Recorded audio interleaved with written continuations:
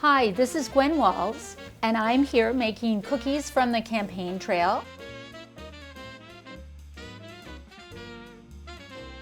When I go to field offices, I bring my great-grandma's ginger snap cookies. On the campaign trail, we can't always be as exact as we might be in our own kitchens. I think if you get a little more ginger in there, heck, it's the name. I've already preheated my oven. I am going to mix these together before I start with the ingredients where I have to use my mixer.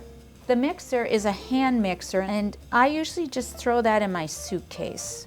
You never know when you're going to need a good mixer. I'm going to put this mixture off to the side here.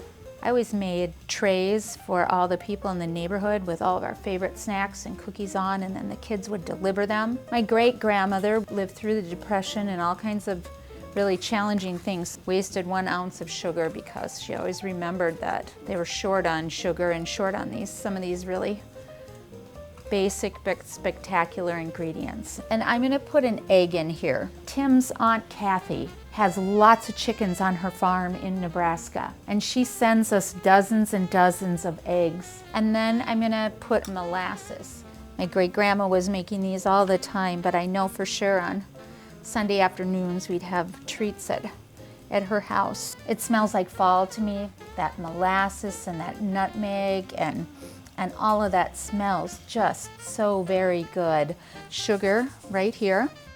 I'm gonna take a little piece of this. As a little girl, I remember having these cookies and loving them. Now, my daughter Hope girl, little Pearl, is gonna help us. And let me see that. Oh, that's pretty good. Yesterday, just as I was getting ready to bake, we had to go to an event. So I ended up putting my cookies that were already on my trays, covering them with wrap and putting them in the refrigerator.